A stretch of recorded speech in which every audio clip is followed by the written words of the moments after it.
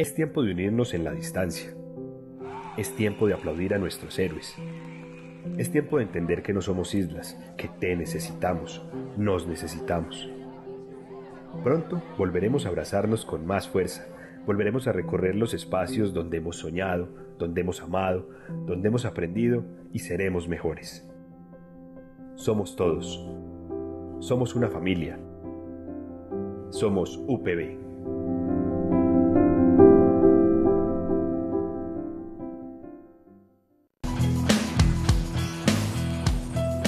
Hola, ¿qué tal? Nuevamente, les recuerdo, mi nombre es Javier Sánchez, soy docente del programa de Ingeniería Mecánica de la Universidad Pontificia Bolivariana Montería, y el día de hoy vamos a hablar de diagramas binarios. Para entender los diagramas binarios, primero tenemos que entender los estados de la materia, o específicamente, ¿qué es la materia? La materia se subdivide, digamos, por una mejor comprensión, en sustancias puras y en mezclas, siendo estas sustancias puras de origen elemental o molecular.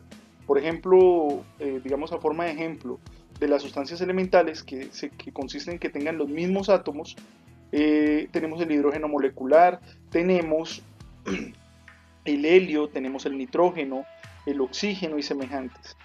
Ya en los estados de sustancias puras moleculares tenemos sustancias que conforman moléculas, como es el agua, como es el amonio, como es... Cuando tenemos esta sustancia pura en un 99.999%, esta sustancia es una sustancia pura molecular. Es imposible en la naturaleza, es la verdad bastante difícil lograr que una sustancia sea totalmente pura, tanto elemental como molecularmente. Casi siempre lo que se encuentra son las mezclas que son homogéneas y heterogéneas, y desde la química se clasifica como mezclas homogéneas y heterogéneas la capacidad de que se puedan distinguir fases, y se entienden fases esas proporciones de material o de sustancia que son discernibles o diferenciables de la otra. Por ejemplo, en este caso tenemos una mezcla de agua y aceite que tienen una polaridad totalmente diferente, y esto hace que se puedan diferenciar cuando están en estado de reposo. Sin embargo, si yo caliento y aplico una agitación, voy a encontrar un aumento de la solubilidad, o voy a generar una dispersión de las partículas de aceite dentro de la matriz de agua, y esto me va a permitir que no pueda identificar la fase. Entonces, una mezcla homogénea puede llegar a ser heterogénea, y una mezcla heterogénea puede llegar a ser homogénea. Eso es lo que clasifica como tal a las mezclas desde la perspectiva de la química. Sin embargo, cuando nosotros vamos a la física, y específicamente hacia los materiales y a las propiedades de los materiales, estos conceptos pueden cambiar ligeramente, y es muy importante diferenciarlos. Por eso vamos a comenzar con un concepto muy importante, que son los estados físicos de la materia. Desde el colegio hemos siempre recibido una formación en la que se nos ha hablado de los estados físicos de la materia como sólido, líquido, gaseoso, y aparece un cuarto estado que es el plasma, ¿sí? Bueno, resulta que estos estados son categorizados en función del grado de ordenamiento de las moléculas o de los átomos, eh, como efecto tanto de la temperatura como la presión. Entonces aquí vemos un gráfico donde, al aumentar la temperatura y al agregar calor a la sustancia, esta va cambiando de estado sólido a líquido y luego posteriormente a gaseoso, con unos estados intermedios donde hay, digamos, una convivencia de los dos estados, tanto líquido con sólido como sólido con gaseoso. Esto es básicamente los estados de la materia, y es muy importante no confundirlos con las fases, ya que las fases, desde la microestructura de los materiales, se consideran las porciones de material que sean homogéneas y químicamente iguales, que sean iguales química y estructuralmente. Pero ¿esto qué quiere decir? Esto básicamente lo que nos permite es tener una apreciación sobre si dentro de una misma proporción de material tenemos la misma estructura y la misma composición química. Entonces esto se puede considerar una fase. Sin embargo, también está la diferencia de fase con grano. Por ejemplo, este es un ejemplo donde tenemos muchos granos de una misma fase.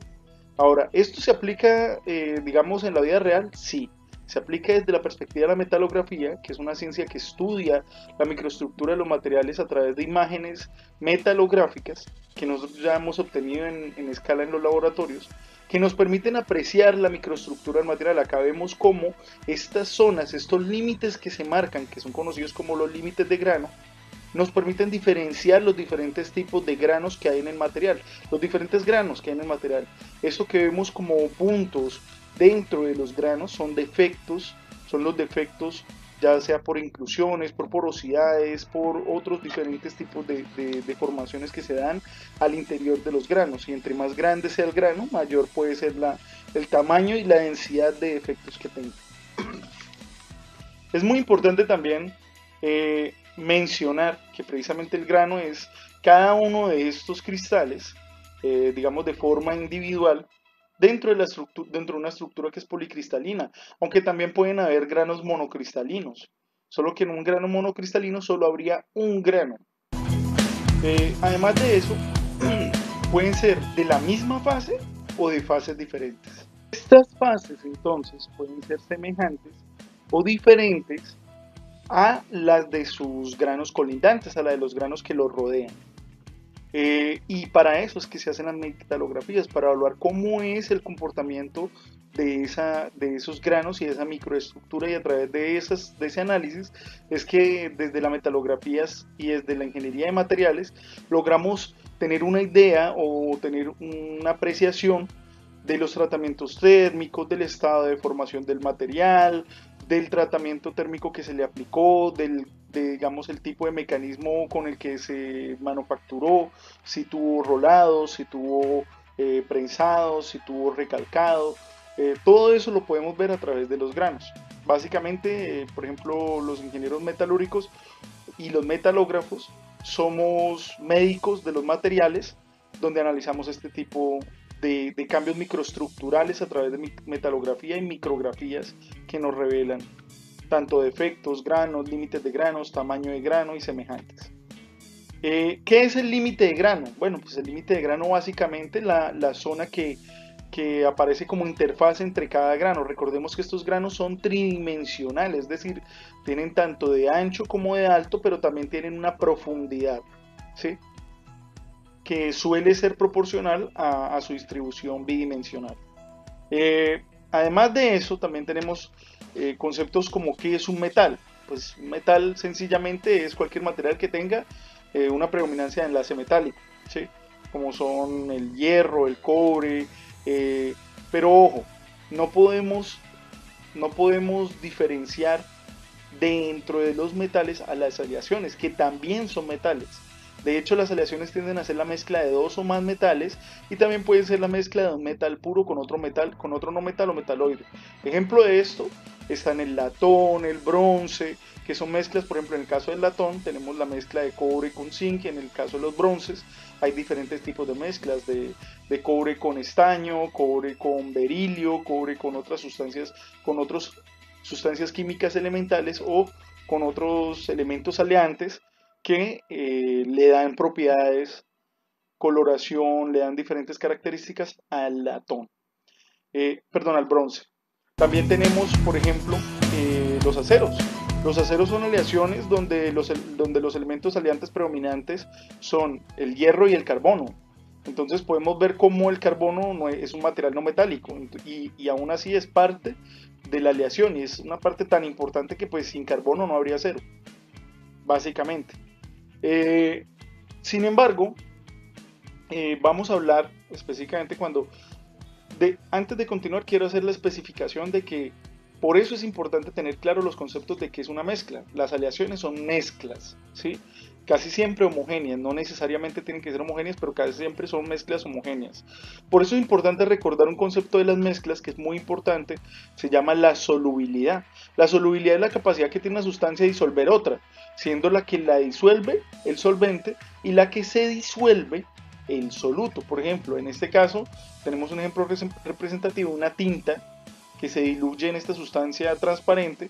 Entonces, a medida que le agregamos más tinta, entonces el solvente, que es esta sustancia transparente, va a diluir esa tinta.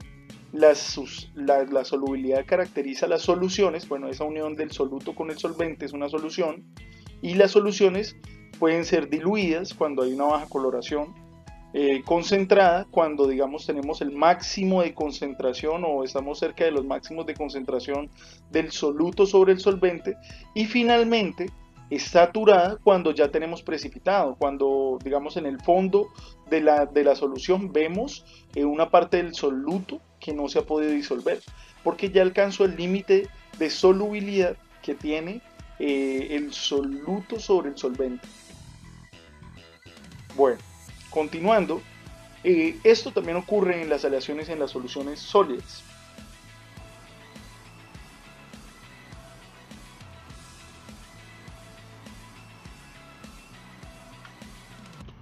Bueno, esto también ocurre en las soluciones sólidas, tanto que, por ejemplo, como podemos ver en esta imagen, acá tenemos el titanio no puro, porque como les dije, es muy difícil tener una sustancia, especialmente sustancias metálicas en estado puro, es muy difícil, porque casi siempre las sustancias, los materiales metálicos tienden a estar en estado oxidado o a estar en estado eh, sulfurado, carburado, carbonatado, que son los estados naturales en que ellos se encuentran en la naturaleza, y en los que son termodinámicamente estables.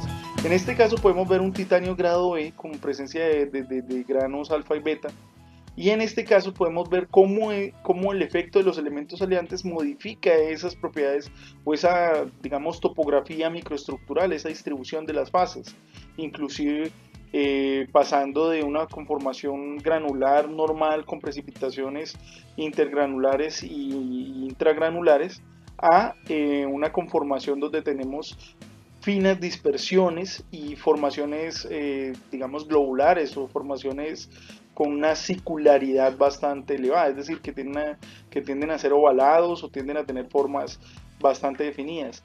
Por ejemplo, en este caso tenemos agujas Windstatten, que es una microestructura típica de tratamientos térmicos que llevan a una deformación de los parámetros de red, específicamente una deformación de las celdas cristalinas que se acaban desarrollando con esa forma de aguja.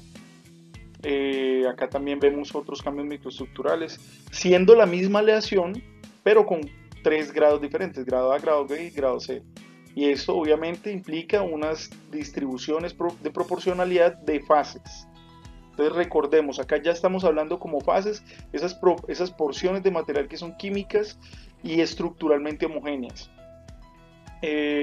Además de eso, podemos encontrar, ahora sí, el concepto de diagrama binario. El diagrama binario es un diagrama que nos permite apreciar dos componentes o dos características del material, como por ejemplo en este caso estamos apreciando la composición y la temperatura. Un diagrama binario básicamente es un diagrama que me permite correlacionar dos variables, o representar gráficamente dos variables. Por ejemplo, acá tenemos temperatura y composición, tanto composición de A como composición de B, porque es una aleación binaria o es una mezcla binaria. Entonces solo tengo dos elementos componentes, ¿sí? En esta línea puedo apreciar, por ejemplo, cómo cambia esa zona de transición de líquido a sólido, cuando voy agregando, digamos, aleante B o cuando voy agregando aleante A. ¿Sí? Puedo ver cómo partimos inicialmente de un punto de fusión normal, ¿sí? De un punto de fusión estable, del componente A, y acá tenemos un punto de fusión del componente B que son diferentes. Claramente el componente B tiene un mayor punto de fusión que el componente A, y podemos ver cómo hay un efecto de la mezcla de los dos que lleva a un cambio en esa zona de transición de líquido sólido. Entonces podemos ver un estado líquido, un estado sólido, un estado de mezcla donde hay líquido y sólido. Podemos ver unas proporciones de composición, podemos ver la temperatura, podemos ver otras características como esta línea de sólido y esta línea de líquido, que son zonas de estado de equilibrio donde comienzan las transformaciones, que ya vamos a adentrar más adelante y vamos a explicarle en mayor profundidad.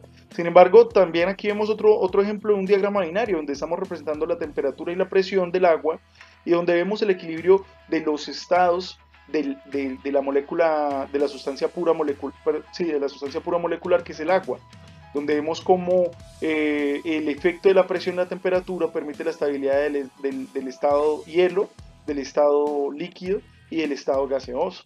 Entonces, por ejemplo, si para unas bajas presiones yo quiero ver cuál es el efecto de la temperatura, entonces puedo ubicarme en cualquiera de los puntos para evaluar sus características. Por ejemplo, esta es la condición de una atmósfera, la condición natural en la mayor parte, digamos, en las condiciones ambientales de la mayor parte del planeta. Y podemos ver cómo a 0 grados Kelvin es donde, perdón, a 0 grados Celsius es donde encontramos ese punto de equilibrio entre la fase agua y la fase hielo, o la fase líquida y la fase sólida. De la misma manera, cuando nos mantenemos en la misma línea isobárica, es decir, en la misma línea que tiene la misma presión de una atmósfera, podemos ver cómo a 100 grados Celsius encontramos ese punto de equilibrio entre el estado líquido y el estado gaseoso. Porque quiero llamar la atención a una característica, es que estoy hablando de los estados y no de las fases. Recordemos que hay una distinción muy importante de la palabra fase entre la química y entre los materiales. En este momento estoy explicándolo desde los materiales, por eso los llamo estados. Sin embargo, normalmente los llamaría fases. En este caso, vamos a hablar de los estados y de las fases. Acá en este caso, por ejemplo, es muy fácil porque los estados son las fases. Tenemos un estado líquido que sería, si lo revisáramos como un diagrama binario, esto sería una fase líquida. Acá tenemos dos fases que son líquidas y sólidas y dos estados que son líquido y sólido. Y acá tenemos una única fase de sólido, que es el sólido sólido, ¿sí? Pero esto no ocurre en todos los diagramas binarios, especialmente cuando hablamos de aleaciones. Y vamos a ver precisamente cómo eso cambia. Pero antes de eso vamos a hablar un poco de los diagramas ternarios. Como existen diagramas binarios que nos permiten correlacionar dos variables, ¿sí? Y evaluar cómo se dan las estabilidades y las metaestabilidades de las fases y de los estados, también hay diagramas ternarios que me permiten identificar cuáles son las estabilidades de las fases en función de las proporciones de tres componentes dentro de esta curva. Sin embargo, esto ya escapa un poco al alcance de esta clase. Muy bien, una vez que entendemos y que comprendemos la existencia de los diagramas ternarios, vamos a hablar de las curvas de enfriamiento. ¿Qué tienen que ver las curvas de enfriamiento con los diagramas binarios? Les ofrezco disculpas por la baja resolución, lo que pasa es que digamos en este aspecto sí fue un poco más complejo conseguir este tipo de curvas. ¿Qué ocurre? En un diagrama de enfriamiento, básicamente lo que podemos...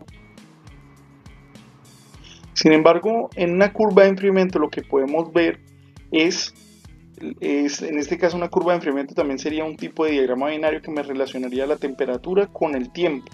Entonces podría ver cómo al descender la temperatura se van dando unos cambios microestructurales, especialmente el desarrollo de los granos, de esos procesos de nucleación, crecimiento.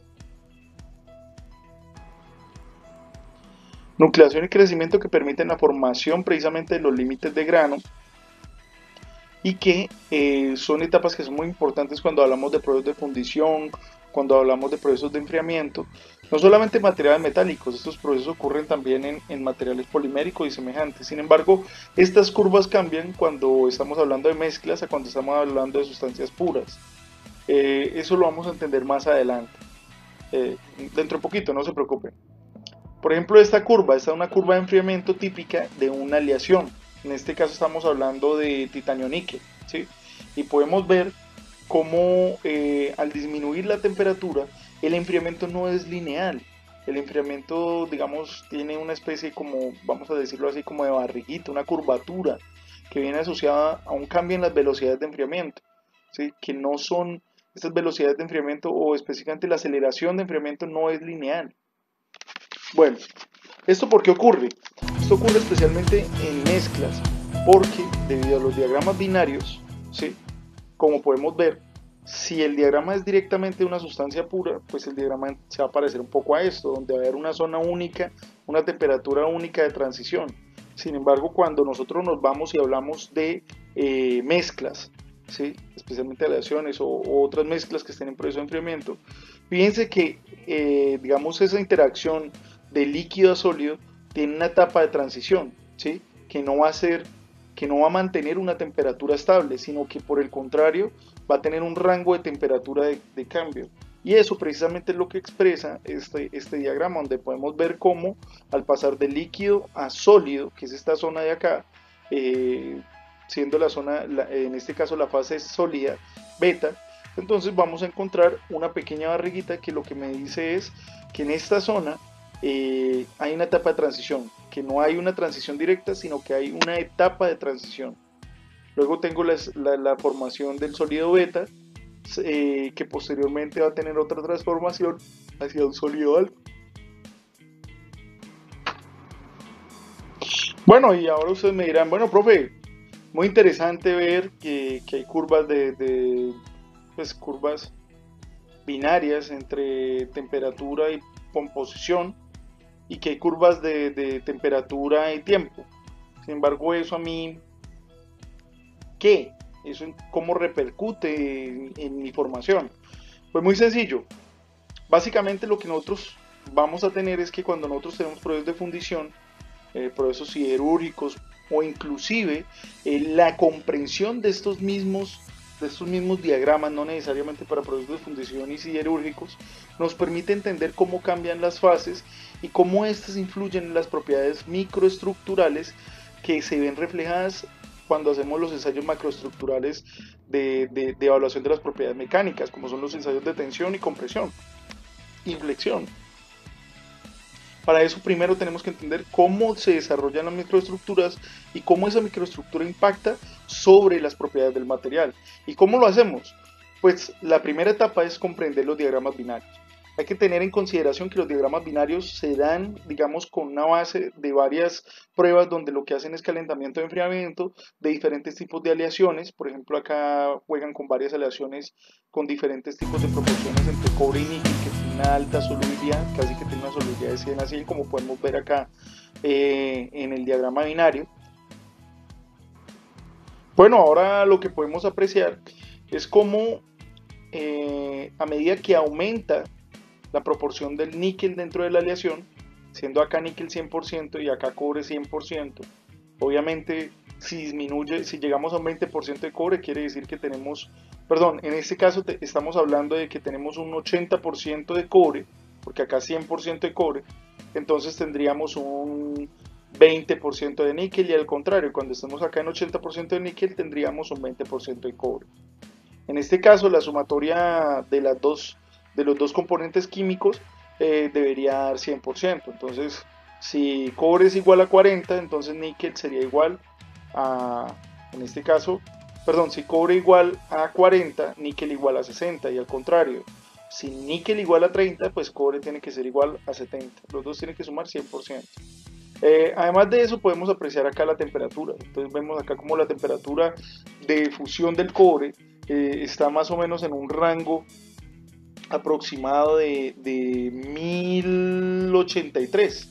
Tenemos la ventaja que muchos de los diagramas colocan estas temperaturas específicas, en algunos no. Podemos ver también, podemos apreciar cómo en el caso del níquel la temperatura de fusión es de 1455 y cómo la aleación va cambiando esa temperatura a medida que aumenta y disminuye la proporción de níquel, la proporción de cobre, y a medida que aumenta y disminuye la temperatura. Entonces, algo muy importante acá es entender las etapas de los procesos de enfriamiento. Entonces, inicialmente en esta zona de acá lo que vamos a tener es la fase líquida. Entonces la vamos a marcar como fase líquida, ¿sí? Un segundo, uy, me salté. Pues vamos a marcarlo como fase líquida. Líquido, pácata. Y acá vamos a tener el estado sólido, pero que se caracteriza porque es una fase alfa, ¿sí? Entonces este es el estado y esta es la fase. Son totalmente diferentes en este caso el estado y la fase. Por eso es que se hace importante a partir de ahora que mantengan siempre esa distinción. Una cosa es el estado, otra cosa es la fase. Cuando hay ausencia de fases, cuando no hay fases especificadas, pues entonces podemos decir que la fase es el estado, ¿sí? De lo contrario no.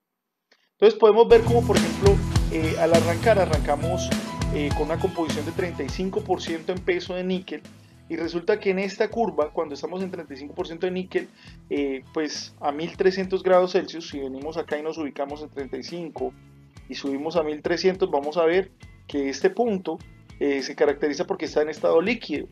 Es decir, que si nosotros tenemos una aleación de 35% níquel, obviamente 65% cobre, a 1300 grados Celsius, la fase va a ser el mismo estado que es el líquido, ¿sí?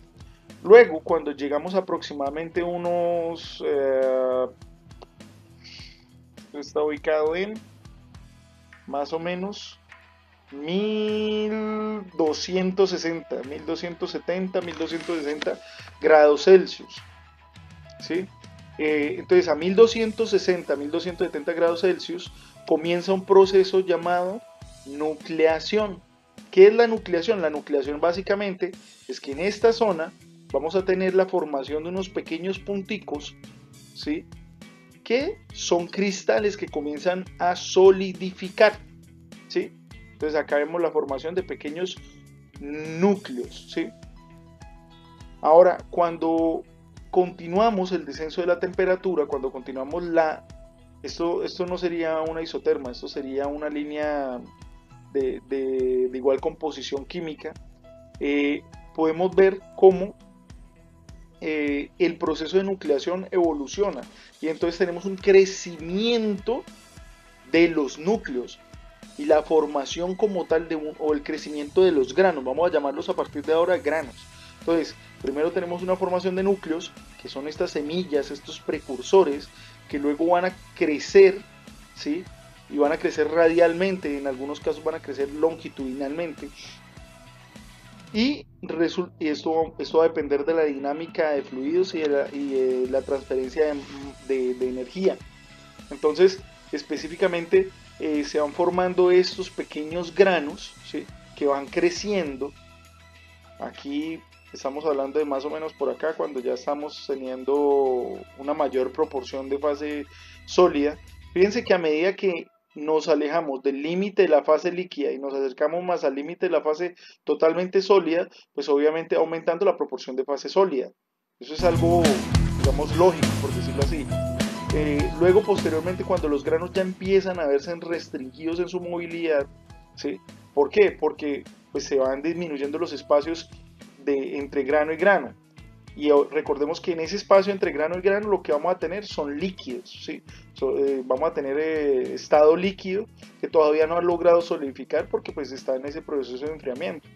Y cuando continuamos y llegamos a este punto, que este punto es esa zona ya digamos de transición entre estos estados líquidos sólidos allá sólido total, lo que vamos a tener es una total y absoluta división muy clara de los granos, ¿sí? Esto va a quedar totalmente marcado, entonces podemos ver cómo acá ya esta formación que vemos acá, esto no demora mucho tiempo, ya de aquí el salto para lo sólido es bastante rápido, ¿sí? Entonces lo que vamos a tener es que ya quedan consolidados como tal los granos, ¿sí? Y a medida que vamos disminuyendo la temperatura, en función de con qué velocidad se disminuye, se da este salto de temperatura, lo que puede ocurrir es que algunos granos de pronto tengan un fraccionamiento y tengan una disminución de su tamaño de grano, ¿sí? Pero ya la fase queda tal cual como quedó, a menos de que en el mismo diagrama de fase se indique un cambio de la fase. Entonces, repasemos nuevamente las etapas. Líquido, estamos en un proceso de enfriamiento. Líquido, luego viene una etapa de nucleación, crecimiento de los granos. Algunos granos comienzan a coalescer, es decir, comienzan a unirse entre ellos. Y finalmente tenemos solidificación, ¿sí? Que es cuando ya el grano queda conformado con sus límites de grano. Muy bien, entonces, ¿esto cómo se ve reflejado específicamente o esto cómo, digamos, afecta el desarrollo, pues el entendimiento de los diagramas binarios? Muy sencillo, porque ahora la siguiente etapa es hacer el cálculo de las proporciones de las fases, ¿sí? ¿Cómo es un cálculo de proporciones de las fases? Pues aquí es donde entra una regla muy conocida como la regla de la palanca, ¿sí? La regla de la palanca, bueno, no sé si ustedes han escuchado esa frase, no recuerdo el filósofo que la dijo, pero hay un filósofo que dice, dame una palanca y mover el mundo. Bueno, en este caso, lo que necesitamos cuando hablan de una regla de la palanca, cuando se habla de una palanca, se habla de un objeto, una viga, una sección longitudinal que tenga un punto de equilibrio que le permita generar una fuerza y aprovechar esa reacción de la fuerza para poder generar un movimiento. En este caso específico, en los diagramas de fases es algo muy parecido. Tenemos que definir un punto de equilibrio que lo vamos a llamar como CO, y se llama CO porque es la composición de equilibrio, la composición del punto de referencia, ¿sí? Este CO va a tener a su alrededor un CI y un C alfa. También lo puedo llamar C1 y C2. Lo puedo llamar, no sé, Chicharito y James Rodríguez, como a mí se me dé la gana, ¿sí? Puedo llamarse alfa, C2. Yo casi siempre lo llamo C1 y C2, ¿sí? Y eso me facilita mucho la nomenclatura. Y el punto central sería C0. Entonces, no, este punto no tiene que quedar en el centro. Esto es algo muy importante. El detalle es que si yo estoy viajando en una curva de enfriamiento y resulta que yo choco digamos, enfriamiento con una isoterma y esa isoterma me ubica en la mitad, pues bien, ¿sí? Queda en la mitad, pero puede quedar acá, puede quedar hacia acá. Listo, no pasa nada. Esto lo vamos a entender más adelante, no se me vayan a asustar, muchachos, no se preocupen. Listo. La regla de la palanca lo que nos dice es lo siguiente. Si yo quiero calcular la proporción de esta fase, de fase alfa, tengo que tomar esta sección, ¿sí? Si yo quiero calcular, ¿sí?, la proporción de fase líquida, ¿sí?, con respecto a este punto o con respecto a este punto, yo lo que tengo que tomar es la sección contraria al punto de equilibrio. Ya les voy a explicar mejor. No se me preocupe, ya les explico mejor el ejercicio. Básicamente lo que yo le estoy diciendo es lo siguiente. Tenemos un punto de equilibrio C0. Vamos a llamarlo acá C0. Tenemos a la derecha, a través de una isoterma, recordemos que isoterma es una línea que tiene la misma temperatura, y como este eje Y es el que me está dando la temperatura, pues trazo una línea recta que me cruce los puntos laterales, ¿sí?, de las fases.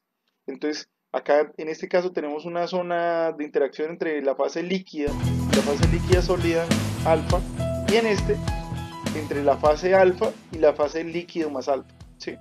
Entonces, lo que yo quiero calcular es cuál es la proporción de las fases en este punto C0, ese punto que he bautizado como C0. Ojo con lo siguiente, C0 es una composición química, porque miren que lo estoy leyendo en el eje X, y en el eje X, en los diagramas binarios, tenemos composiciones químicas. Muy bien, una vez que tenemos esto claro, entonces me desplazo hacia la derecha, hacia el punto de corte con lo que me encuentre, ¿sí?, a la derecha. Y este va a ser C, yo siempre lo llamo C2 para no confundirme. Y este lo llamo C1. ¿Sí? Disculpen ahí que no se ve, que no queda muy estéticamente presentable, pero pues bueno, para efectos prácticos se entiende. Entonces, la regla de la palanca lo que me dice, si usted quiere calcular la proporción de la fase de la izquierda, tome el segmento de la derecha.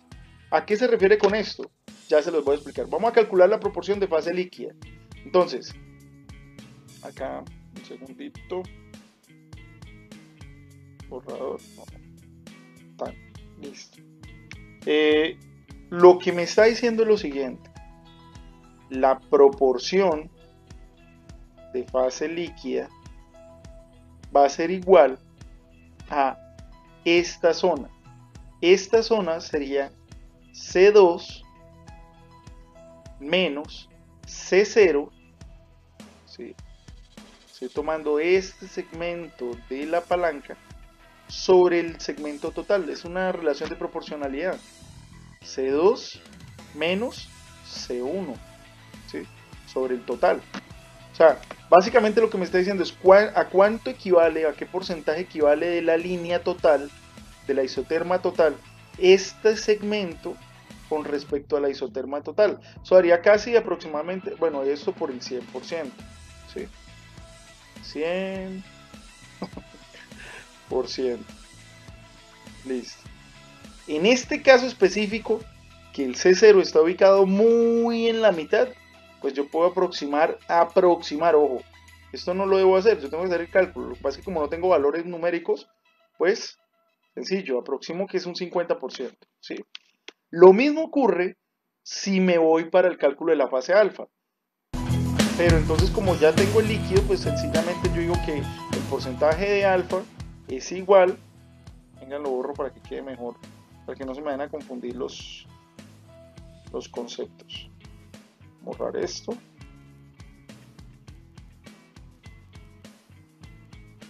Ahora sí. Básicamente lo que le estoy diciendo es que el porcentaje de alfa va a ser igual a 100 menos el porcentaje de líquido, ¿cierto? En este caso va a ser igual a 50%, ¿sí? Porque el porcentaje de líquido era 50, 100 menos 50, 50. Ahora, ¿qué pasa? La otra forma de que lo puede hacer es hacer el cálculo directamente desde el diagrama y entonces la ecuación cambiaría. Vamos a ver cómo sería. Entonces, ¿cómo sería? Muy sencillo. El mismo punto de equilibrio, C0. Este lo va a llamar igualmente C2. Este lo va a llamar igualmente C1. El punto de corte con el eje de la derecha y el punto de corte con el eje de la izquierda. Ahora, la proporción o el porcentaje de alfa, ¿sí?, sería igual. Si yo estoy analizando este, que es la zona de la derecha, pues lo calculo con el segmento de la izquierda. ¿Cómo sería eso? El mayor, que en este caso sería C0, menos C1 sobre ¿quién? Sobre el total.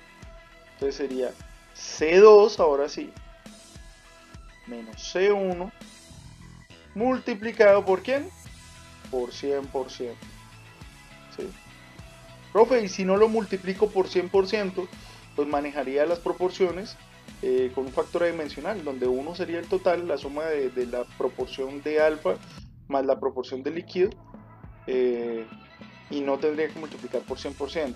Yo les recomiendo que tengan mucho cuidado porque esa multiplicación por 100% se tiene que meter en las ecuaciones cuando estoy haciendo despejes. Ya van a ver más adelante otro ejercicio que les voy a explicar para que no les genere confusiones, porque ahí es donde comienzan a perderse los números y entonces acaban haciendo unos cálculos que no tienen ninguna lógica. Igual, por encima de todo, lo que les digo siempre, muchachos, lo más importante en la ingeniería no es la ecuación ni cómo la aplique, sino la lógica que ustedes le apliquen para el desarrollo de la ecuación. No es solo una ecuación, esas ecuaciones tienen una razón de ser, tienen un sentido y tienen una lógica. Y si no la utilizo, pues los resultados que va a tener no van a ser coherentes. Muy bien, entonces ya sabemos cómo es la regla de la palanca. Ahora vamos a entender un poco mejor los diagramas binarios. El diagrama binario me permite la determinación de la temperatura. Yo defino un punto cualquiera, por ejemplo este punto de acá, ¿sí? Este punto lo voy a llamar el punto A, ¿sí? Un niño lo pudo haber escrito mejor, pero bueno, no importa. Vamos a ser prácticos, ¿sí? Somos de ingeniería. Entonces, acá tengo otro punto que es el punto B, ¿sí? No voy a escribir B. Y acá tengo otro punto que es el punto C. Entonces, ese sí es fácil, ese sí lo puedo escribir. Muy bien. Vamos a intentarlo acá. Listo. Bien. Qué ve tan bonita. Muy bien. Entonces, acá tenemos la temperatura. ¿Cómo la defino? Muy sencillo. Me voy por una isoterma, ¿sí?, que me permita ver directamente acá en el eje Y cuál es la temperatura. La medición, digamos, es de forma gráfica, ¿sí? Acá no hay que hacer cálculo. La composición pues la miro en el eje X, porque estamos hablando de la composición química, ¿sí?, los componentes en proporcionalidad. Y quiero que le presten mucha atención a esto porque esto es uno de los factores que más genera confusión cuando estamos analizando diagramas binarios. Y es que hacia la derecha casi siempre por convención crece el elemento de la derecha. Es decir, si yo me muevo en el eje X de 0 a 100, pues está creciendo el de la derecha, está creciendo el níquel. Y al contrario, si yo me moviese al contrario, como la relación es de 100 menos níquel igual a cobre, pues entonces lo que voy a tener es que si níquel igual a 20, pues cobre igual a 80, si níquel igual a 50, cobre 50, si níquel igual a 90, cobre 10, y así sucesivamente. Entonces, muy bien, ya tengo la composición, ya tengo la temperatura y las medí de forma directa, ¿sí? Ah, ah, muy bien. Ahora, estas mediciones ya son apreciaciones inferenciales y se miden de forma indirecta, ¿sí? Bueno, estas son inferenciales, se infieren. Para los que no saben qué es inferir, básicamente inferir es apreciarlo del gráfico a pesar de que no está expresado de forma explícita, ¿sí? Y este ya se tiene que calcular. Le voy a colocar la C solamente así para que sepan que es calcular. Entonces, estos se miden directamente en el gráfico, estos se infieren del gráfico y estos se calculan. Muy bien, vamos a hacer un ejercicio. Un segundo, borro eso. Muy bien, muchachos. Entonces, ¿qué pasa? Resulta que vamos a ubicar nuevamente el punto aquí, lo vamos a llamar A. Entonces, en el punto A, ¿qué voy a tener? ¿Cuál es la temperatura del punto A? Recordemos, mírenlo acá, se los voy a señalar mejor para que lo vean bien. El punto A tiene la temperatura aproximada de 1300 grados Celsius. Muy bien, entonces acá coloquemos A 1300. No se me olvide siempre ponerle nombre al perro, ¿sí? Las unidades en la ingeniería son muy importantes porque me dan un contexto de qué medición estoy haciendo. Un número es un número vacío. Si el número no tiene unidades, no me está diciendo nada. Y si no estoy teniendo un punto de referencia, tampoco me está diciendo nada. Muy bien. Siguiente. Tengo la temperatura. Ahora vamos a analizar la composición química. La composición me la da el eje X. En este caso es 20% de quién. A ver, díganlo ustedes allá desde sus pantallas. 20% de cobre, ¿cierto? No, recuerden que hacia la derecha va aumentando. Entonces este es 20% de níquel. 20% de níquel, ay Dios. Para los que acertaron, muy bien muchachos, felicidades. Ya cogieron más o menos el concepto. 80% de cobre. Obviamente, si este es 20% níquel, pues 80% va a ser cobre. Perfecto. ¿Cuál es el estado? Estamos sobre la línea de líquidos, o sea, sobre la línea donde comienza la transformación, pues obviamente entonces estamos en estado líquido, ¿sí? Esto es líquido y esto es sólido, ¿sí? Y básicamente la fase aquí sería líquido y la fase aquí sería alfa. ¿Sí ven la diferencia? El estado es sólido, pero la fase es alfa. Muy bien. Entonces los estados serían líquido. Ok, ahora la fase. Sencillo. La fase sería líquido. Y la proporción, 100%. ¿Sí? ¿100% de qué? De perros, de gatos. 100% líquido. Perfecto. Ahora vamos a hacer un ejercicio un poco más complejo. Ahora vamos a tomar este nuevo punto que vamos a llamar B. ¿Sí? B. Muy bien. Cada vez lo estoy haciendo mejor. ¿Cuál es la temperatura de B? Aproximadamente 1200 grados Celsius. Muy bien. Perfecto. 1200 grados Celsius, ¿verdad? Luego, ¿cuál es la composición de B? ¿Dónde vemos la composición? Recordemos que la composición siempre se ve en el eje X. Entonces, venimos acá y la composición es 20% de ¿quién? Muy bien, ya ahora ya están aprendiendo. 20% de níquel. Perfecto. Si es 20% níquel es, ¿cuánto de cobre? Perfecto, 80%. Ya no lo voy a escribir porque ya es lógico. ¿Sí? Estados. Ahora sí la puerca tuerce el rabo. ¿Cuáles son los estados? Fíjense que ya estamos en la zona de equilibrio. Miremos la diapositiva anterior. Miren que en esta zona ya hay núcleos, ¿sí? Ya tenemos ese proceso de nucleación. Entonces, muy sencillo. Tenemos líquido y tenemos sólido. Profe, pero ¿cómo hace usted dijo que eso era alfa? Alfa es la fase, no el estado. El estado es líquido y sólido. La fase sería líquido más, ¿cuál es la fase de ese sólido? Alfa. Ah, el estado es el estado físico de la materia, líquido, sólido. La fase es líquido porque no hay más fases. Y el sólido que se llama alfa en este caso, ¿sí? Ah, ya, profesor. ¿Y por qué se llama alfa? ¿Por qué le colocan letras griegas? Muy sencillo, porque la letra griega lo que denomina casi siempre es el tipo de microestructura. Entonces, probablemente si es un alfa, entonces probablemente tenga una estructura BCC, que casi siempre los alfas son estructuras BCCs. Y los gamas casi siempre tienden a ser estructuras FCCs. Entonces, bueno, sin embargo, profe, ¿cómo así FCC, BCC? No entiendo.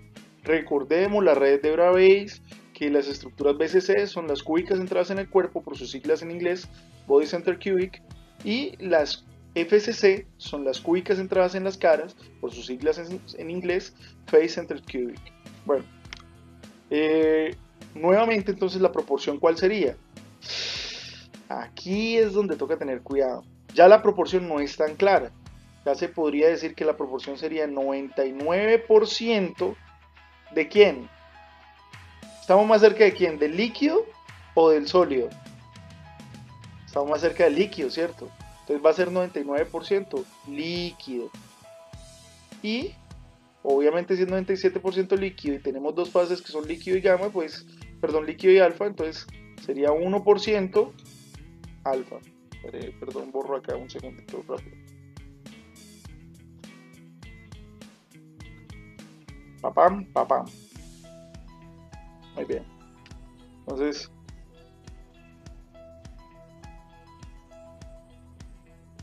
%, alfa. Perfecto. Muy bien. Les ofrezco disculpas porque pues no queda muy bonito estéticamente, pero pues espero que me estén entendiendo el ejercicio.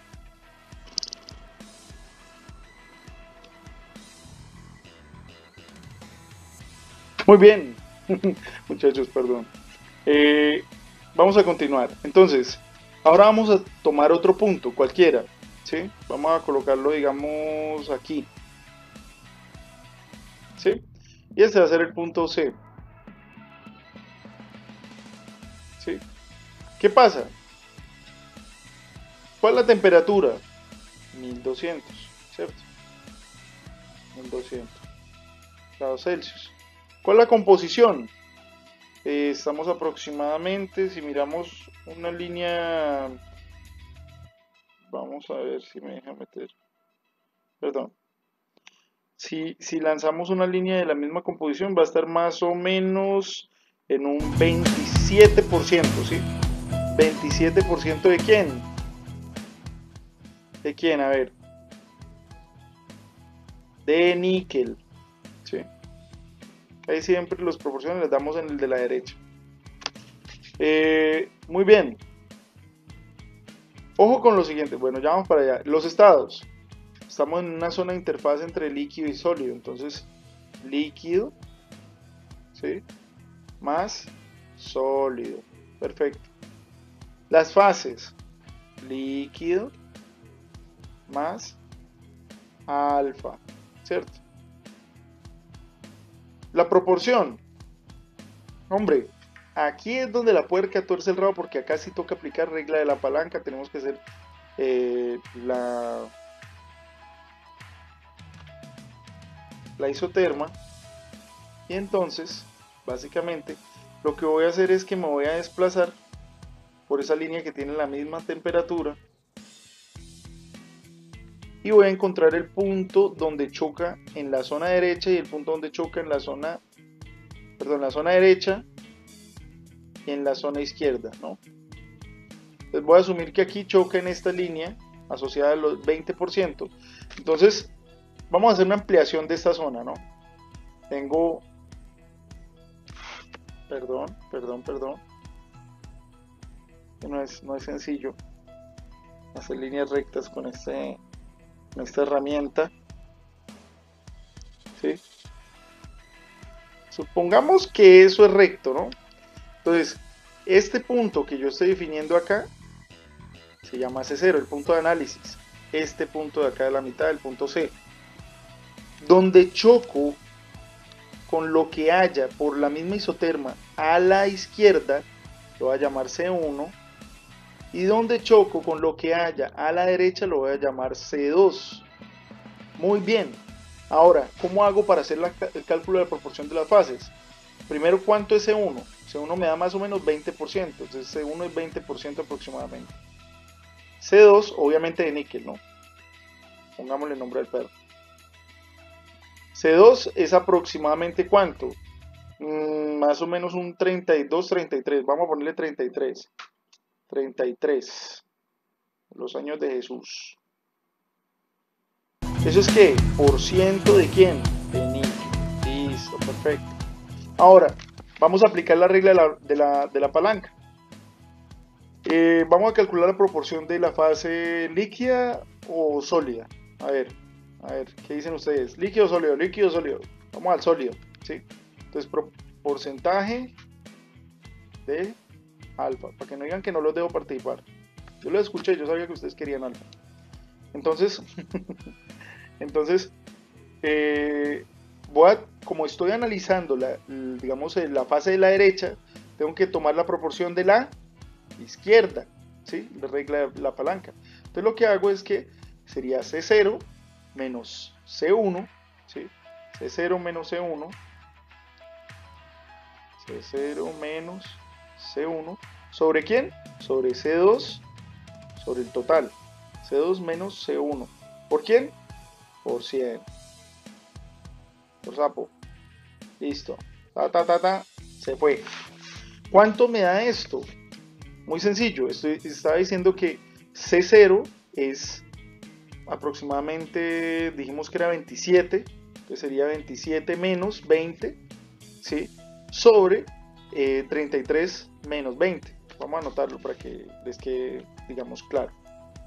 Entonces el porcentaje de alfa sería igual a 27 menos 20 sobre 33 menos 20 por 100, ¿no? ¿Eso cuánto me dan? Vamos a verlo. Y aproximadamente, ese es el porcentaje de alfa, sería aproximadamente 7 sobre 13. Aquí las tengo para que hagan la revisión y esto lo multiplico por 100 y me daría 7 sobre 13, eso es aproximadamente un 45. Les hago el cálculo acá rapidito en la calculadora. Por favor, saquen sus calculadoras, hagan la revisión. Entonces sería 7 sobre 13, 7 sobre 12 más 1, me da 53.84%. Entonces, alfa, porcentaje de alfa, proporción de alfa, es igual a 53.84, ¿qué? Por ciento. ¿De quién? De alfa, si acá lo dice. Entonces, ¿cuánto tenemos de la otra fase? El líquido sería igual, porcentaje de líquido sería igual a 100 menos eso. ¿Cuánto me da? Más o menos 46. Muestra a ver, 40. Ay, perdón, un segundo.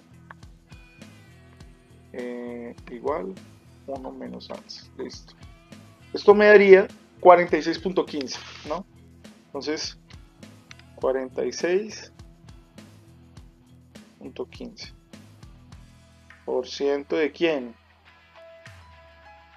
El que dijo níquel, revise bien. Estamos hablando de las proporciones. Y acá les voy a resaltar algo muy importante porque estoy seguro que algunos dijeron níquel. Una cosa es la composición, que sea en función del níquel y de los elementos que están en el eje, en el eje X. Y otra cosa es proporción. La proporción es con respecto a esta zona de análisis que estoy realizando. Y acá los componentes son alfa y líquido. ¿Sí? ¿De dónde níquel? Párele bolas. Bueno, muchachos. Muy bien. Hasta ahora el tema va nítido, ¿sí o no, muchachos? Ahora viene la siguiente pregunta. Si nos ubicamos en este punto, ¿sí? En este punto específico, ¿qué va a suceder? Muy sencillo, la temperatura aproximadamente 1200, la composición es 30% más o menos de níquel, ¿sí? Recordemos, es este punto de acá, 30% de níquel, los estados, líquido y sólido, las fases, líquido y gamma, perdón, líquido y alfa, y aquí viene la pregunta, ¿y la proporción? ¿Estamos cerca a quién? ¿A la fase líquido o a la línea de líquido o a la línea de sólido? Estamos cerca a la línea de sólido. Por tanto, la fase va a ser 99% alfa, 1% líquido. ¿Sí? Recordemos el diagrama. ¿Sí?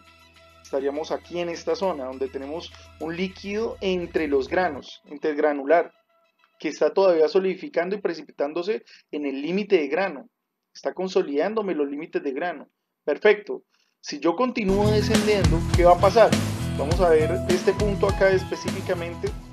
¿Cuál es la temperatura? 1100 grados Celsius. ¿Cuál es la composición? Aproximadamente 40% de níquel, 60 de cobre. ¿Cuáles serían los estados? Sólido, solo sólido. Y las fases, solo alfa. Perfecto. Y la proporción, pues si solamente tengo una fase, la proporción de la fase es 100% alfa. Y con eso terminamos el análisis de la regla de la palanca, ¿sí? En procesos de enfriamiento. Sin embargo, esto no es todo, o sea, con esto no terminan los diagramas binarios. Ahora viene el terror de los diagramas binarios. ¡Tan, tan, tan! Los tipos de reacciones en estado sólido. Estas transformaciones de estado sólido son muy importantes. Y de aquí en adelante van a ser un poquito un dolor de cabeza, ¿sí? Entonces las reacciones de estado sólido pueden ser de punto de fusión congruente y pueden ser de punto de fusión incongruente. ¿A qué se refiere eso? No se preocupen, ya les voy a explicar. Un segundo que mi perro está molestando. Esto básicamente hace referencia a que en el punto de fusión hay una transformación directa del líquido al sólido, como sea por ejemplo en los metales puros. Y en el punto de fusión incongruente lo que ocurre es que hay una transformación del líquido a una fase líquido más sólida. Sin embargo, aparte de las transformaciones de estado sólido relacionadas con punto de fusión congruente e incongruente, también existen las reacciones de estado sólido, también conocidas como reacciones de estado sólido. Estas reacciones normalmente se distribuyen como se presenta a continuación, entre eutéctica eutectoide, peritéctica peritectoide y monotéctica. Les voy a dar una clave para que ustedes no se confundan, porque esto tiende a confundir mucho. Y es, si tiene terminación en téctica, es porque involucra líquidos, ¿sí? O sea, parte de los líquidos. Entonces, viene del líquido y se transforma en dos fases de sólido, alfa y beta. O viene de líquido más sólido, más fase alfa, y se convierte en beta, ¿sí? Cuando tiene terminación en toide, es una transformación sólido a sólido. Entonces acá por ejemplo tenemos una transformación de alfa a beta más gamma, y acá tenemos una transformación de alfa más beta a gamma, ¿sí? En las dos la transformación es de sólido a sólido. Ahora, téctica cuando tiene líquido, tectoide cuando solo tiene sólidos, y viene la otra clasificación, EU, que es cuando se transforma de 1 a 2. Entonces si es eutéctica es un líquido que se convierte en dos fases sólidas. Si es eutectoide es un sólido, es una fase alfa que se convierte en dos fases beta más gamma. Y si tiene el prefijo peri, entonces ya es todo lo contrario, dos que se convierten a una. Entonces alfa más líquido, si es peritéctica, entonces alfa más líquido se convierte en beta, y peritectoide, que es alfa más beta, se convierte en gamma. ¿Esto por qué es importante? ¿Sí? Porque algunos dirán, no, hombre, pero eso es muy complicado, yo que me voy a memorizar eso. La verdad no es necesario memorizarlo, pero sí es importante conocer las reacciones, ¿sí? Básicamente sí es importante memorizarlo. ¿Por qué? Porque estas transformaciones me dicen cómo se están transformando las fases. Y hay algunas fases que vamos a necesitar a futuro entender porque permiten clasificar como tal. Por ejemplo, en el caso de los aceros hay una reacción eutectoide y por tanto pues es importante saber cuál es un acero hipotectoide y cuál es un acero hiperectectoide, y comprender que unos son más dúctiles y que otros son más duros, y que unos tienen menor porcentaje de carbono y otros tienen mayor porcentaje de carbono, ¿sí? Entonces, al fin y al cabo sí acaba siendo relevante para la comprensión de los materiales, y por eso es que lo estamos explicando. Si nos fijamos, hay unas isotermas, ¿sí? Y estas isotermas definen la línea de transformación en los procesos de enfriamiento. La reacción exacta se da en esta zona. Sin embargo, esa reacción tiene un área de influencia que está determinado por los límites de la isoterma. Bueno, ahora vamos a hacer un análisis de casos específicos en los que se dan este tipo de reacciones, las reacciones o las transformaciones peritécticas y eutecticas, y las reacciones eutectoides y peritectoides. Por ejemplo, en este caso podemos ver el diagrama de hierro-carbono. Estos son los diagramas de las aleaciones ferrosas, ¿sí? Acá están los aceros y las fundiciones, ¿sí? De eso no se preocupen, de esto vamos a hablar en un capítulo específico para diagrama de aleaciones ferrosas. Sin embargo, en este capítulo lo que quiero que vean específicamente es esta transformación peritéctica. Peri, 2 a 1, téctica, involucra líquido. Entonces es alfa más líquido que se convierte, delta más líquido que se convierte en gamma, ¿sí? En este caso en austenita. Hierro delta más líquido que se convierte en austenita, ¿sí? Básicamente eso, o sea, tengo que revisar hacia dónde abre, si abre hacia abajo o si abre hacia arriba, para saber si es perio o eu, y si involucra el líquido o no, para saber si es téctica o tectoide. Vamos a hacer un ejercicio, ¿sí? Esta abre hacia arriba, entonces es eu, ¿sí? Es decir, la fase de arriba es una y se convierte en 2 hacia abajo. Y además de eso, involucra líquido, o sea que es téctica, entonces es eutéctica. Y es la reacción que ocurre aquí a 4.3% de carbono, donde se dividen las fundiciones en fundiciones blancas y fundiciones grises, básicamente donde se forman las fundiciones eutécticas. Lo mismo ocurre también, por ejemplo, acá, donde tenemos una reacción, miren, gamma o austenita se convierte en alfa y cementita. ¿Cómo se llamará esta reacción? 2 a 1, perdón, austenita se convierte en alfa más cementita. Eso quiere decir que la austenita pasa de 1 a 2. Eu, y como es de sólido a sólido, tectoide.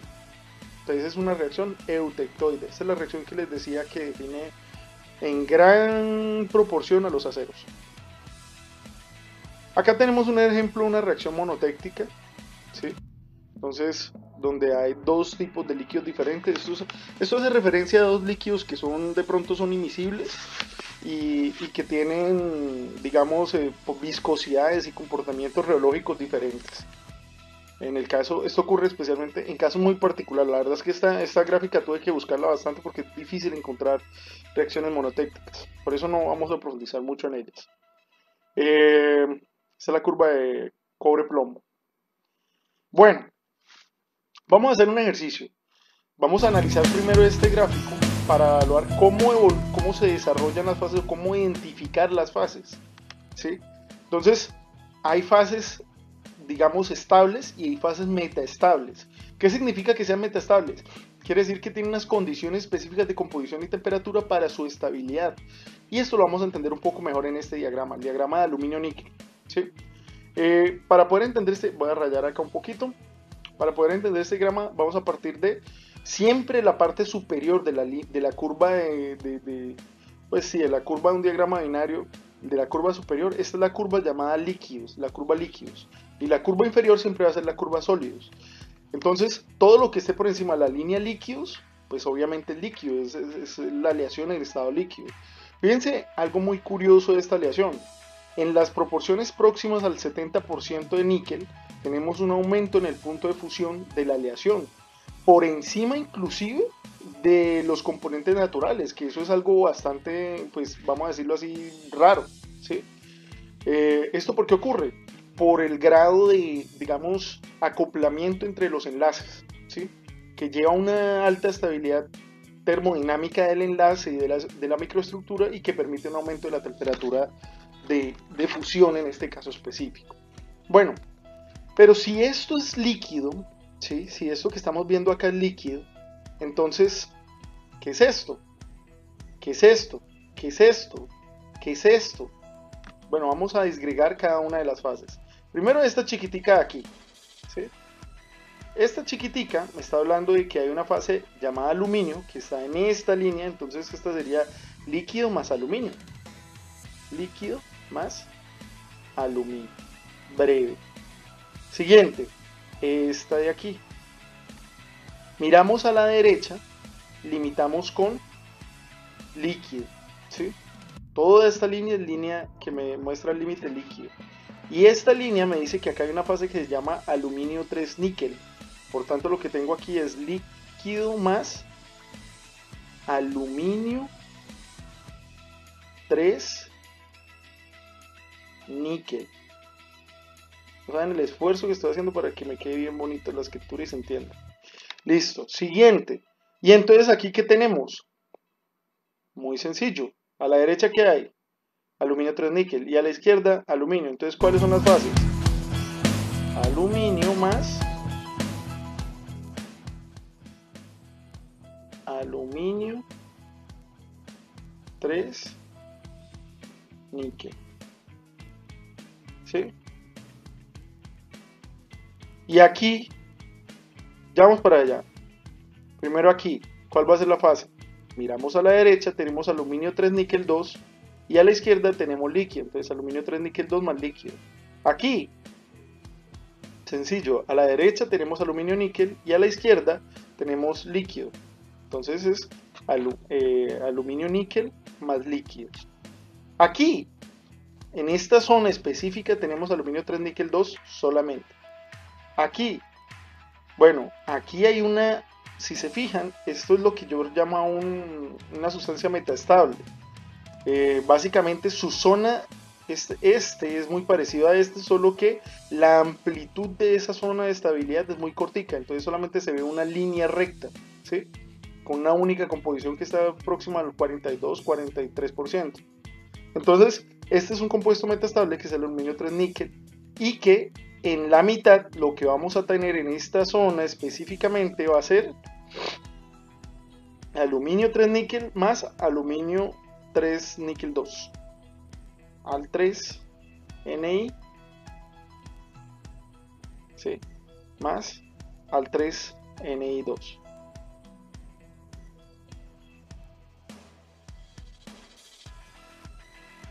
Perfecto.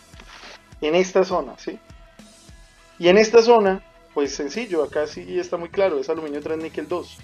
Y en esta zona, pues miremos que hay a la derecha y miremos que hay a la izquierda. A la derecha hay aluminio níquel y a la izquierda hay aluminio 3 níquel 2. Perfecto. Y así sucesivamente voy a hacer con cada una de las zonas del diagrama para poder identificar las fases, ¿sí? Es muy importante tener bien caracterizadas las fases. Esto básicamente hace referencia a que en el punto de fusión hay una transformación directa del líquido al sólido, como sea por ejemplo en los metales puros, y en el punto de fusión incongruente lo que ocurre es que hay una transformación del líquido a una fase líquido más sólido. Sin embargo, aparte de las transformaciones de estado sólido relacionadas con punto de fusión congruente e incongruente, también existen las reacciones de estado sólido, también conocidas como reacciones de estado sólido. Estas reacciones normalmente se distribuyen como se presenta a continuación, entre eutéctica eutectoide, peritéctica peritectoide y monotéctica. Les voy a dar una clave para que ustedes no se confundan, porque esto tiende a confundir mucho, y es, si tiene terminación en téctica es porque involucra líquidos, ¿sí? O sea, parte de los líquidos. Entonces viene de líquido y se transforma en dos fases de sólido, alfa y beta. O viene de líquido más sólido, más fase alfa, y se convierte en beta, ¿sí? Cuando tiene terminación en toide, es una transformación sólido a sólido. Entonces acá, por ejemplo, tenemos una transformación de alfa a beta más gamma, y acá tenemos una transformación de alfa más beta a gamma, ¿sí? En las dos, la transformación es de sólido a sólido. Ahora, téctica cuando tiene líquido, tectoide cuando solo tiene sólidos, y viene la otra clasificación, EU, que es cuando se transforma de 1 a 2. Entonces, si es eutéctica, es un líquido que se convierte en dos fases sólidas. Si es eutectoide, es un sólido, es una fase alfa que se convierte en dos fases beta más gamma. Y si tiene el prefijo peri, entonces ya es todo lo contrario, dos que se convierten a una. Entonces, alfa más líquido, si es peritéctica, entonces alfa más líquido se convierte en beta, y peritectoide, que es alfa más beta, se convierte en gamma. ¿Esto por qué es importante? ¿Sí? Porque algunos dirán, no, hombre, pero eso es muy complicado, ¿yo qué me voy a memorizar eso? La verdad no es necesario memorizarlo, pero sí es importante conocer las reacciones. ¿Sí? Básicamente sí es importante memorizarlo. ¿Por qué? Porque estas transformaciones me dicen cómo se están transformando las fases. Y hay algunas fases que vamos a necesitar a futuro entender porque permiten clasificar como tal. Por ejemplo, en el caso de los aceros hay una reacción eutectoide y por tanto pues es importante saber cuál es un acero hipotectoide y cuál es un acero hiperectoide, y comprender que unos son más dúctiles y que otros son más duros, y que unos tienen menor porcentaje de carbono y otros tienen mayor porcentaje de carbono, ¿sí? Entonces, al fin y al cabo sí acaba siendo relevante para la comprensión de los materiales, y por eso es que lo estamos explicando. Si nos fijamos, hay unas isotermas, ¿sí? Y estas isotermas definen la línea de transformación en los procesos de enfriamiento. La reacción exacta se da en esta zona. Sin embargo, esa reacción tiene un área de influencia que está determinado por los límites de la isoterma. Bueno, ahora vamos a hacer un análisis de casos específicos en los que se dan este tipo de reacciones, las reacciones o las transformaciones peritécticas y eutécticas, y las reacciones eutectoides y peritectoides. Por ejemplo, en este caso podemos ver el diagrama de hierro-carbono. Estos son los diagramas de las aleaciones ferrosas, ¿sí? Acá están los aceros y las fundiciones, ¿sí? De eso no se preocupen, de esto vamos a hablar en un capítulo específico para diagrama de aleaciones ferrosas. Sin embargo, en este capítulo lo que quiero que vean específicamente es esta transformación peritéctica. Peri, 2 a 1, téctica, involucra líquido, entonces es alfa más líquido que se convierte, delta más líquido que se convierte en gamma, ¿sí? En este caso en austenita. Hierro delta más líquido que se convierte en austenita, ¿sí? Básicamente eso, o sea, tengo que revisar hacia dónde abre, si abre hacia abajo o si abre hacia arriba para saber si es perio o eu, y si involucra el líquido o no para saber si es téctica o tectoide. Vamos a hacer un ejercicio, ¿sí? Esta abre hacia arriba, entonces es eu, ¿sí? Es decir, la fase de arriba es una y se convierte en dos hacia abajo. Y además de eso, involucra líquido, o sea que es téctica, entonces es eutéctica. Y es la reacción que ocurre aquí a 4.3% de carbono, donde se dividen las fundiciones en fundiciones blancas y fundiciones grises, básicamente donde se forman las fundiciones eutécticas. Lo mismo ocurre también, por ejemplo, acá, donde tenemos una reacción, miren, gamma o austenita se convierte en alfa y cementita. ¿Cómo se llamará esta reacción? 2 a 1, perdón, austenita se convierte en alfa más cementita. Eso quiere decir que la austenita pasa de 1 a 2. Eu, y como es de sólido a sólido, tectoide. Entonces es una reacción eutectoide. Esta es la reacción que les decía que define en gran proporción a los aceros. Acá tenemos un ejemplo de una reacción monotéctica, ¿sí? Entonces, donde hay dos tipos de líquidos diferentes. Esto hace referencia a dos líquidos que de pronto son imisibles y que tienen, digamos, viscosidades y comportamientos reológicos diferentes. En el caso, esto ocurre especialmente en casos muy particulares. La verdad es que esta gráfica tuve que buscarla bastante porque es difícil encontrar reacciones monotécticas. Por eso no vamos a profundizar mucho en ellas. Esta es la curva de cobre-plomo. Bueno, vamos a hacer un ejercicio. Vamos a analizar primero este gráfico para evaluar cómo se desarrollan las fases o cómo identificar las fases, ¿sí? Entonces, hay fases digamos, estables y hay fases metaestables. ¿Qué significa que sean metaestables? Quiere decir que tienen unas condiciones específicas de composición y temperatura para su estabilidad. Y esto lo vamos a entender un poco mejor en este diagrama, el diagrama de aluminio-níquel, ¿sí? Para poder entender voy a rayar acá un poquito.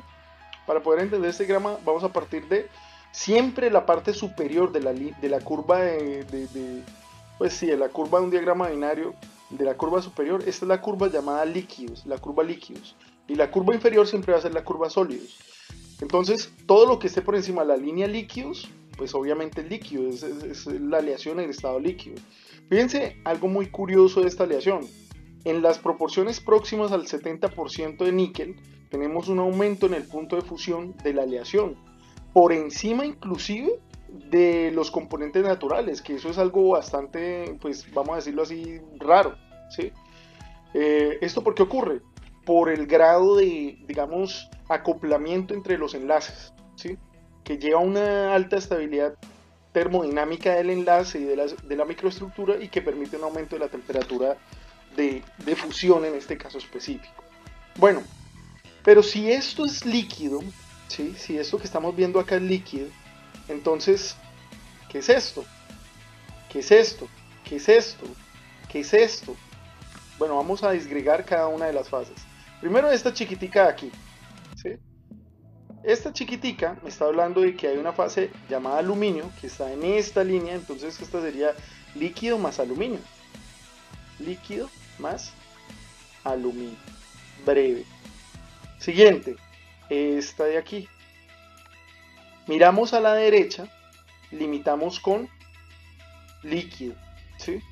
Toda esta línea es línea que me muestra el límite líquido. Y esta línea me dice que acá hay una fase que se llama aluminio 3 níquel. Por tanto, lo que tengo aquí es líquido más aluminio 3 níquel. ¿Saben el esfuerzo que estoy haciendo para que me quede bien bonita la escritura y se entienda? Listo, siguiente. Y entonces aquí, ¿qué tenemos? Muy sencillo. A la derecha, ¿qué hay? Aluminio 3 níquel. Y a la izquierda, aluminio. Entonces, ¿cuáles son las fases? Aluminio más aluminio 3 níquel. ¿Sí? Y aquí, ya vamos para allá. Primero aquí, ¿cuál va a ser la fase?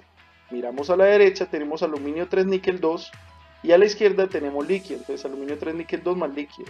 Aquí, sencillo, a la derecha tenemos aluminio níquel y a la izquierda tenemos líquido.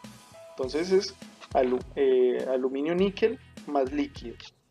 Aquí, en esta zona específica tenemos aluminio 3 níquel 2 solamente.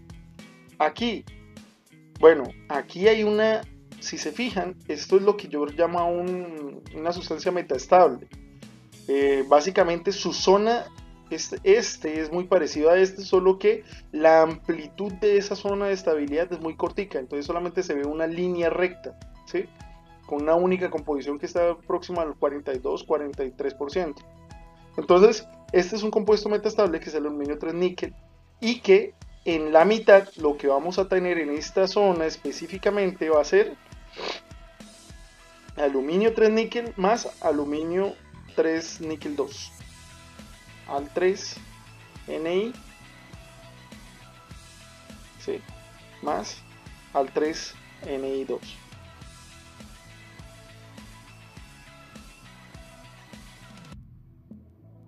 Perfecto. En esta zona, ¿sí? Y en esta zona, pues sencillo, acá sí está muy claro, es aluminio 3 níquel 2. Y en esta zona, pues miremos que hay a la derecha y miremos que hay a la izquierda. A la derecha hay aluminio níquel y a la izquierda hay aluminio 3 níquel 2. Perfecto. Y así sucesivamente voy a hacer con cada una de las zonas del diagrama para poder identificar las fases, ¿sí? Es muy importante tener bien caracterizadas las fases. Y ahora surge una pregunta muy importante que tenemos que resolver. ¿Qué ocurre con estas zonas donde estamos teniendo procesos de transformación? Como este es un diagrama binario, estamos viendo temperatura versus composición, no estamos viendo la evolución de las fases con el tiempo. En esta zona se dan los procesos de conversión, ¿sí?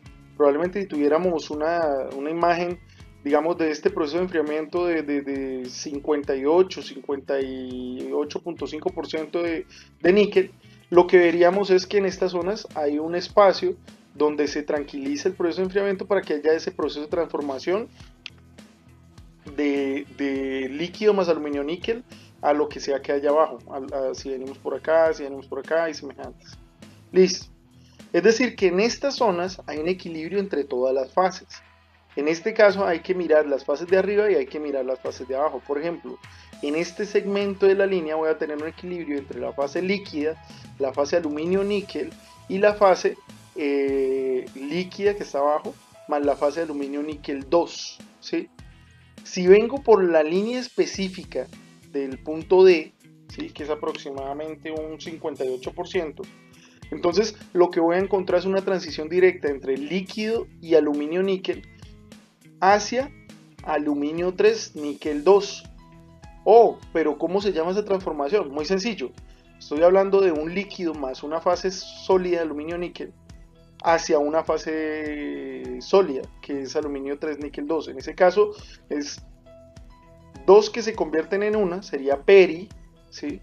Y involucra líquido, entonces téctica, sería una reacción peritéctica en este punto, ¿sí?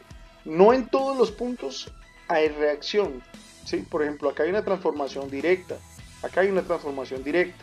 En este caso sí hay una transformación, vamos a llamarla, digamos, de una reacción de estado sólido, se le llama, desde la ingeniería metalúrgica. Bueno, sin embargo, no hay una reacción, porque no hay como tal, digamos, una interacción química de componentes químicos, no, hay una transformación de las fases, ¿sí?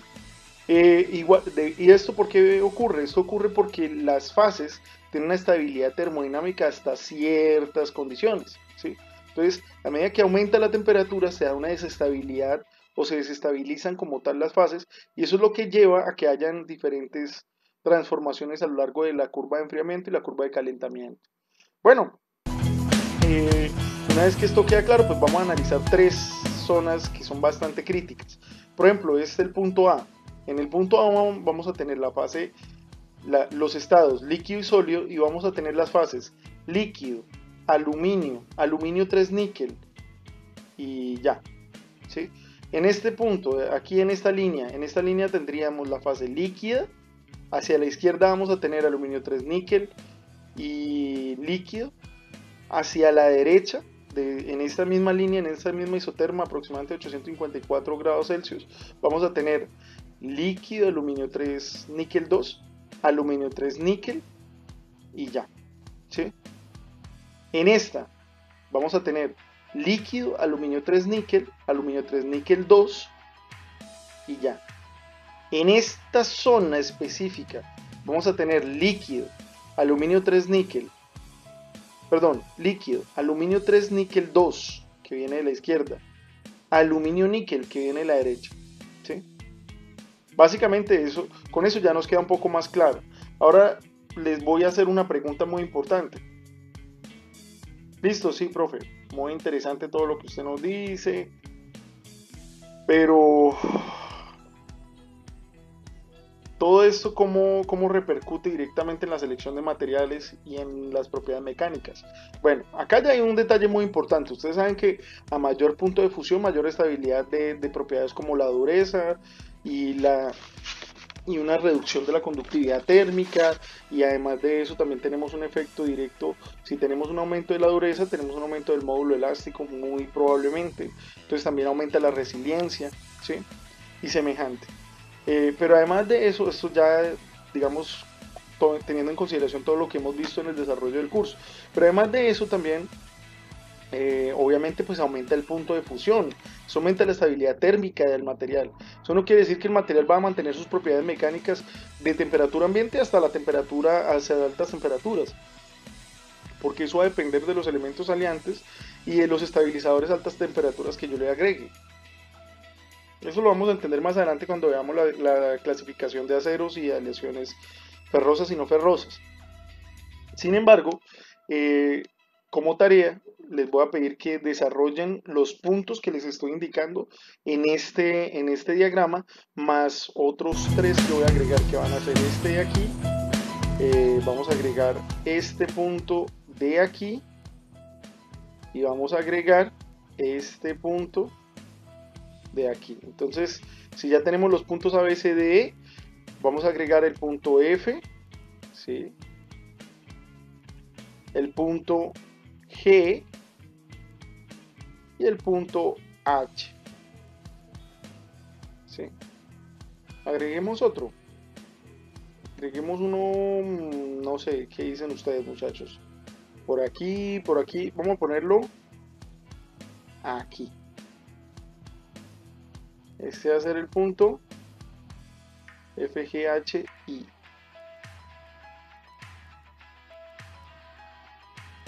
¿Listo? Entonces vamos a desarrollar, y para estas condiciones todo lo que hicimos para los diagramas, para el diagrama de níquel cobre. Quiero que me encuentren temperatura, composición, estados, fases y proporción. ¿Listo? Para estos puntos que indicaba A, B, C, D, F, G, H, I. Listo. Además de eso, en la plataforma de Teams les voy a dejar un espacio para que puedan vincular el Excel con las características que van a indicar. Profe, espere, ¿cómo así? ¿Cómo es el trabajo? No entendí. Muy sencillo, usted viene y se ubica en el punto A. Entonces, ¿cuál es la temperatura? 639, 660. Listo, 660, perfecto. No, la temperatura es 639.9. Perfecto, listo, 639.9. Revisen bien las temperaturas, no se confundan. Miren que esta es la de la línea, mientras que esta es la de la línea superior de esta barrerita de aquí. ¿Sí? Este es el punto de fusión del aluminio. Entonces, la temperatura es 639.9. Los estados son líquido y sólido. Las fases serían aluminio y líquido. La composición es aproximadamente, pues vengo acá, me desplazo en el eje X, es aproximadamente como 5 o 6%, de hecho ahí me lo dice, 5.7% ¿de quién? De níquel, ¿sí? Miren que nos estamos desplazando hacia acá y encontramos el níquel, entonces sería 5.7% de níquel. Además de eso, ¿cuál sería la proporción de las fases? No aplica. ¿Por qué no aplica? Porque resulta que, como les estaba diciendo, en estas zonas, en estas líneas isotérmicas, están ocurriendo transformaciones. O sea que necesitaría una curva de temperatura versus tiempo para saber cuál es el grado de transformación. No puedo determinar la proporción solamente mirando el punto, porque este punto tiene una dimensión que no estoy logrando ver, que es la profundidad que me representa el tiempo de transformación. Por tal razón, entonces, simplemente no aplica. En estos casos específicos, no aplica ese análisis de transformaciones. ¿Por qué?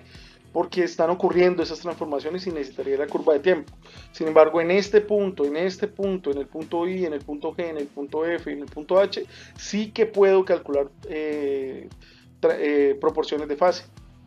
Entonces ahí sí voy a aplicar la regla de la palanca. Muy bien, continuamos. Ahora tenemos, por ejemplo, la curva de plata versus cobre. Les hago una pregunta.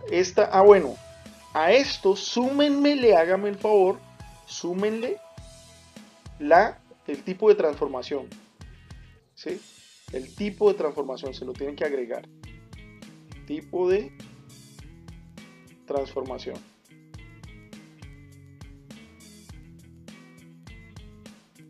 Perfecto. Continuamos. Bueno, acá tenemos una reacción. ¿Cómo se llama esta reacción? ¿O cómo se llama esta transformación? Está pasando de líquido a dos fases que son plata y cobre, ¿sí? Entonces está pasando de 1 a 2, se llama prefijo EU, involucra líquido téctico, eutéctica, es una transformación eutéctica. Siguiente, profe, es la misma vaina, eutéctica, ¿sí? Pero quiero que vean que no solamente ocurre entre la plata y el cobre, también ocurre entre el plomo y el estaño, ocurre entre diferentes tipos de sustancias. Aquí en las referencias bibliográficas les dejo 4 videos que les pueden servir para que se orienten con respecto a de pronto dudas que tengan con casos específicos. Sin embargo, cualquier duda, cualquier inquietud, ustedes saben que pueden escribirme acá en los comentarios o dejarme la consulta en un chat del grupo de Teams. Muchas gracias, muchachos, disculpen lo largo del video y espero que tengan un excelente día.